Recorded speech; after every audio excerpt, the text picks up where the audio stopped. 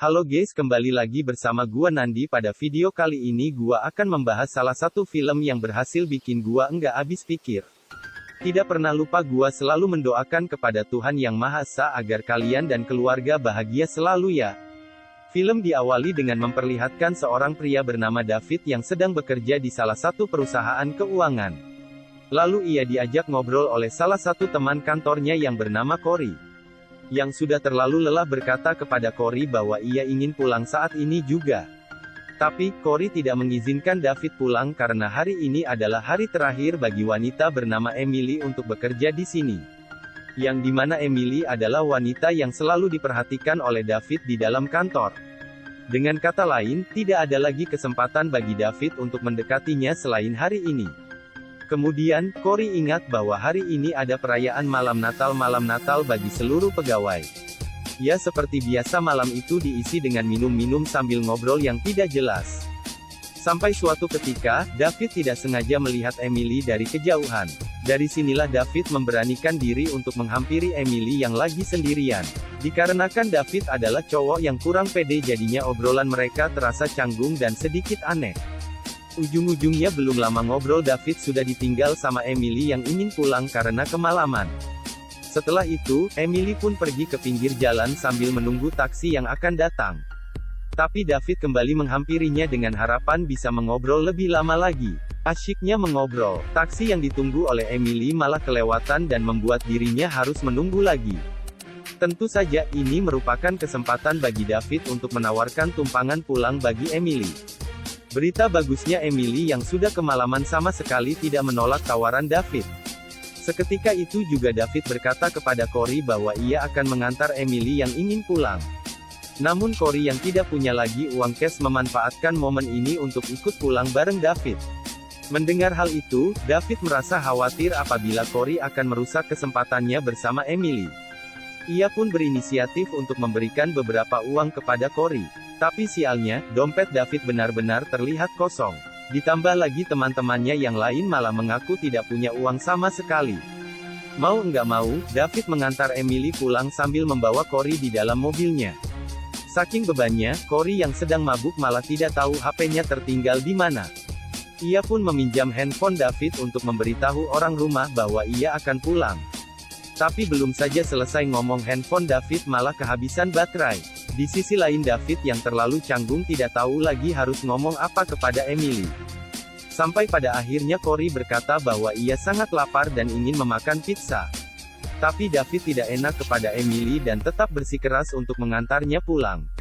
Namun tetap saja, alasan demi alasan yang dilontarkan David tidak mempengaruhi ajakan Corey. Bahkan Corey kembali berkata bahwa kedai pizza favoritnya tidak menerima pembayaran debit.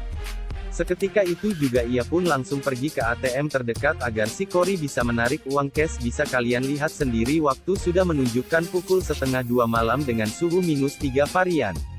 Ditambah lagi ATM yang mereka kunjungi sangat-sangat terlihat sepi karena siapa lagi yang mau narik uang di tengah malam. Sebagai bentuk kekesalannya, mobil David sengaja diparkirkan jauh dari ATM itu agar Corey merasa capek. Pada awalnya semua berjalan baik-baik saja dan David memanfaatkan momen ini untuk mengobrol. Setelah beberapa menit, Corey memanggil David dari dalam ruangan ATM. Saat itu juga David menyusul Corey yang sepertinya mengalami masalah. Hal ini membuat Emily ditinggal sendirian dan menunggu di dalam mobil. 10 menit kemudian Emily merasa penasaran sebenarnya apa yang dilakukan oleh mereka berdua. Ia pun memutuskan untuk turun dari mobil sambil membawa kunci mobil David. Setelah ditanya, ternyata kartu ATM milik Corey mengalami kerusakan dan tidak bisa terdeteksi. Jadinya makan pizza kali ini akan ditraktir oleh David menggunakan uangnya. Namun tiba-tiba hal mulai terjadi dan ada seseorang yang melihat mereka dari luar ruangan. Awalnya Corey berasumsi bahwa orang itu hanya mengantri untuk masuk ke ruangan ini. Enggak lama dari itu, ada seseorang yang berjalan sambil membawa seekor anjing. Tapi pria itu langsung dihampiri oleh orang misterius dan dihajar sampai tewas saat itu juga.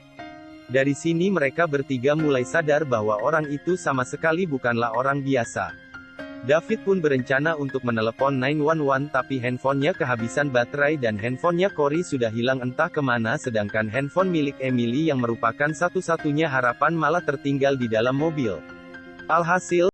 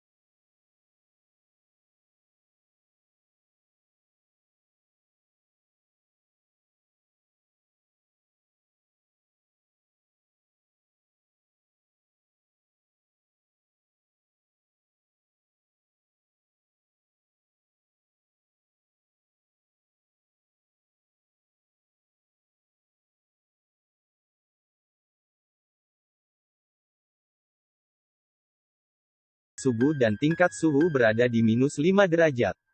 Bisa dibayangkan betapa dinginnya di dalam ruangan itu. Kemudian mereka secara tidak sengaja melihat mobil patroli yang sedang melintas. Petugas itu pun terlihat masih belum sadar dengan keadaan di lokasi ini. Sampai pada akhirnya, ia baru sadar ketika melihat mayat laki-laki sedang terkapar. Saat ingin meminta bantuan, dari belakang ia langsung dihajar pakai linggis. Mereka bertiga pun makin putus asa bagaimana bisa selamat jika petugasnya saja harus tewas. Kemudian mereka pun dikejutkan dengan psikopat yang masuk ke ruangan itu.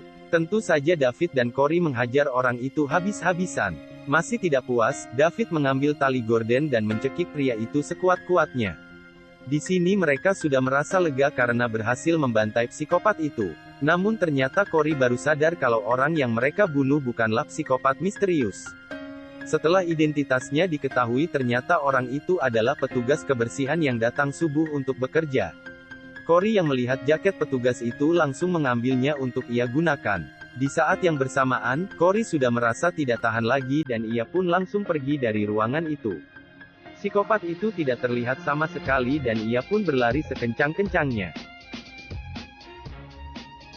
Namun tragisnya Corey harus terjatuh dan terkapar dalam sekejap. Alhasil, ia pun ditusuk pisau berkali-kali sampai tidak bisa bergerak lagi.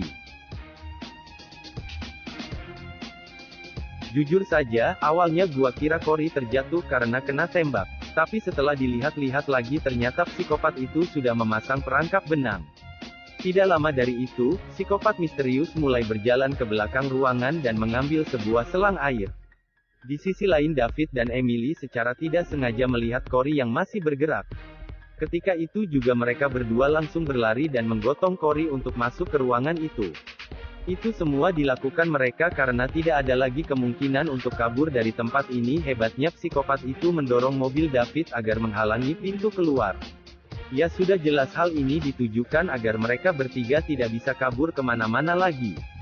Beberapa menit kemudian dari mesin penghangat mulai terlihat banyak air yang sengaja dialirkan oleh psikopati itu. Dengan begini air-air yang tergenang di dalam ruangan akan membuat ruangan itu semakin dingin. Pendarahan yang kian hebat dan juga ancaman hipotermia tentu saja akan membuat Corey tewas secara perlahan. Kemudian tanpa mereka sadari di dalam mantel petugas itu terdapat sebuah kotak rokok dan juga korek api. Enggak perlu berlama-lama, mereka pun mencari kertas yang bisa dibakar di ruangan itu. Luar biasanya di saat seperti ini, psikopat itu malah mengambil sebuah kursi dan menonton mereka dari halaman parkir.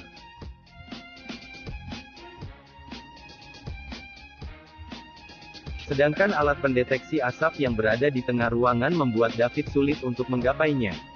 Ketika itu juga Emily mempunyai rencana yang dimana David bertugas untuk menggendong tubuh Emily.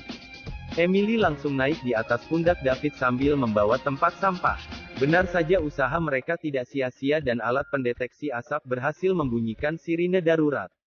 Baru saja berbahagia, sialnya David malah kepleset dan membuat leher Emily terbentur laci brosur. Alhasil Emily langsung tewas di tempat dengan keadaan tulang leher yang sudah bengkok. Ditambah lagi psikopat itu sengaja menabrakkan mobil polisi ke dalam ruangan itu. Akibatnya hal itu semakin membuat David emosi dan secara kebetulan ia melihat botol alkohol milik Corey.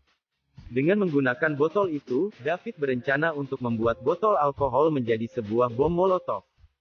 Saat sudah selesai, ia pun langsung melemparkan botol itu ke arah psikopat yang lagi duduk.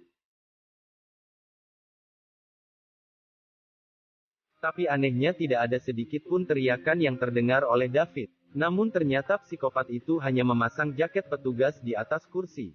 Kemudian psikopat itu pun bergegas untuk membunuh David tapi tiba-tiba terdengar sirine polisi yang datang ke lokasi mereka. Sialnya, polisi itu datang ke tempat ini bukan untuk menolong David. Melainkan polisi itu malah menangkap David karena hanya ia yang terlihat di lokasi itu.